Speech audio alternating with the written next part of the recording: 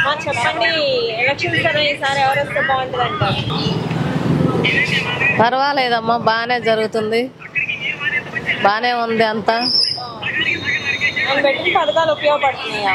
ఉపయోగపడుతున్నాయి. మీకేమైనా వస్తున్నాయా? మాకేం వస్తుంది, అమ్మఒడి ఒక్కటే వస్తుంది, ఇంకేం రావట్లేదు.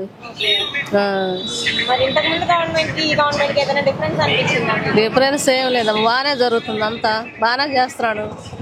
మరి ఇప్పుడు బాబు గారు వచ్చారు కదా, పవన్ కళ్యాణ్ గారితో పొత్తు పెట్టుకొని, మరి ఎలా ఉండబోతుంది అంటారు?